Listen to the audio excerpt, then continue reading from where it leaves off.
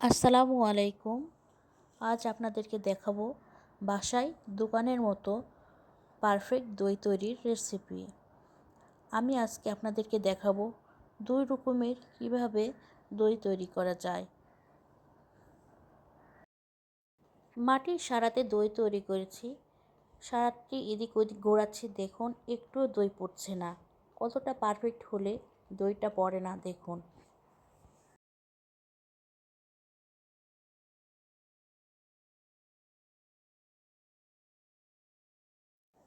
অনেকেই দই তৈরি করেন কিন্তু পারফেক্টভাবে করতে পারেন না, দই থেকে পানি বের হয়। আমার এই রেসিপি ফলো করে দই তৈরি করলে দই থেকে একটুও পানি বের হবে না। আমার দই থেকে একটুও পানি বের হয়নি। লাস্ট পর্যন্ত আপনাদেরকে দেখাবো।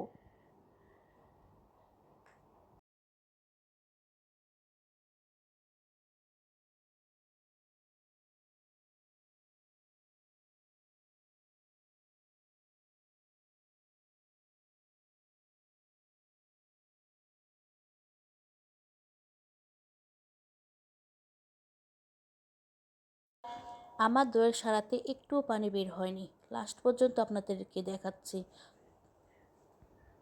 কই পানি বের হয়েছে? এখন আপনাদেরকে মূল কাজ দেখাবো কিভাবে ঘরে বসে 2 রকমের দই তৈরি করা যায়। দই তৈরির মূল রেসিপি আপনাদেরকে এখন দেখাবো। আমি 2.5 লিটার দুধ জাল করে ঘন করে নিয়েছি। আর ক্যারামেল তৈরি করার জন্য পাতিলে 1 কাপ চিনি ও সামান্য পানি নিয়ে জাল করব।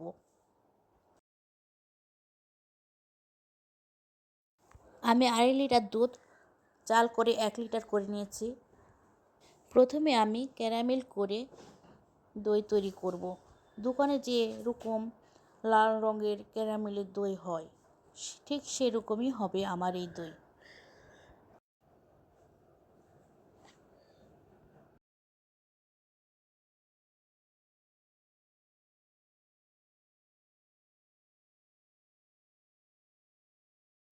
আমার ক্যারামেল তৈরি করা হয়ে গেছে।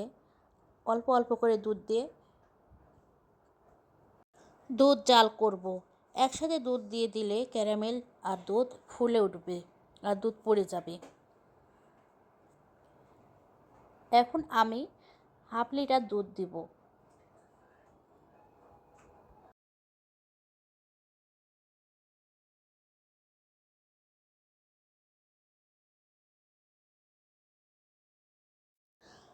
আর একটু দুধ আমি জাল করব। আর একটু ঘন হলে আমি দুধ জাল করা বন্ধ করে দেব।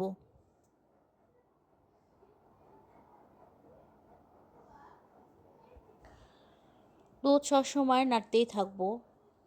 দুধ নাড়া বন্ধ করে দিলে দুধে সর পড়বে। চুলার হালকা তাপে দইয়ের সারা গরম করে নিব।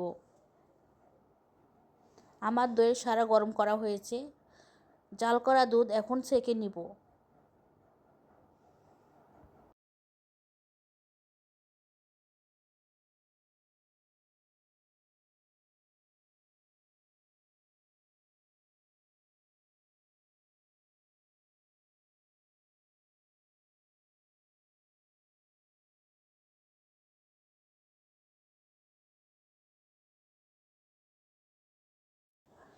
দুধ কুসুম গরমের থেকে একটু বেশি গরম অবস্থায় দুধ ছাঁকবো এবং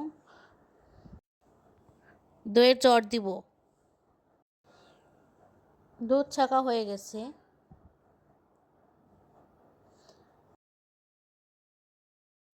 অনেকে মিষ্টি দই দিয়ে, আবার অনেকে টক দই দিয়ে দই বসায়। আমি আজ মিষ্টি দই বসাবো।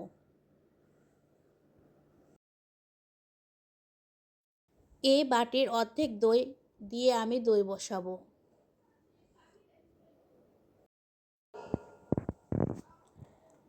এক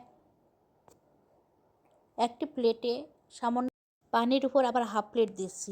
1/2 প্লেটের উপর এই দইয়ের সারা রাখবো, যাতে করে কোনো রকমের পিঁপড়া, কোনো রকমের পোকা না ঢোকে, এবং ঢেকে দেব। দই তৈরি করা কোনোই কঠিন কাজ না। যদি একটু জানা থাকে।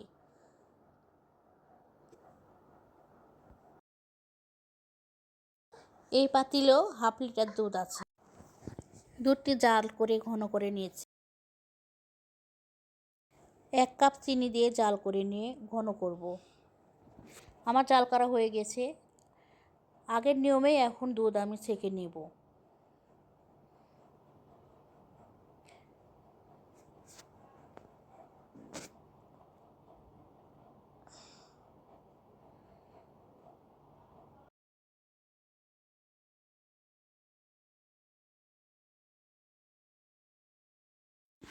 অনেকে দইকে দই সাজা, অনেকে আবার জ্বর বলে। আমি কোনো নির্দিষ্ট নিয়ম নাই যে কতটুকু দুধে কতটুকু দিতে হবে। আমি এখানে 4-5 চামচের মতো দিয়েছি। আপনারা আপনাদের ইচ্ছা মতো দিবেন। অল্প দিলেও সমস্যা নাই, দই বসবে ইনশাল্লাহ।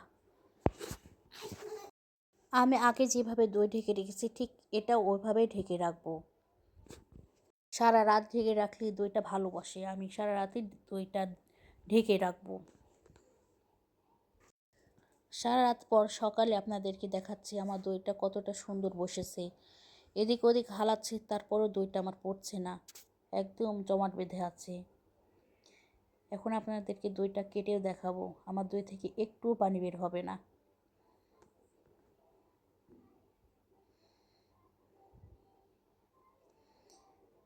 এটা দোকানের মতো সাদা দইটা দেখাচ্ছি।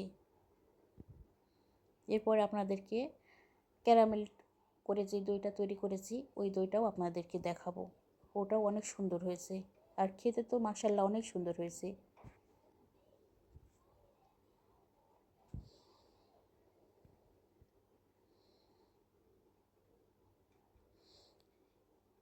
এটা হয়েছে ক্যারামেলের দই, এটাও অনেক সুন্দর হয়েছে, একদম জমাট বেঁধে আছে।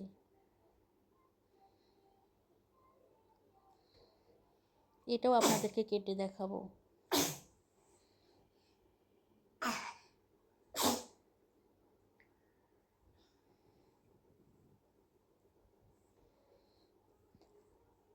আমার এই রেসিপি আপনাদের ভালো লাগলে আমার এই চ্যানেল লাইক, সাবস্ক্রাইব, কমেন্ট করবেন।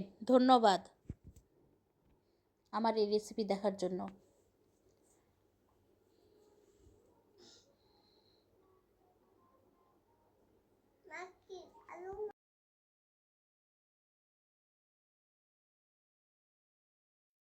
আল্লাহ হাফেজ।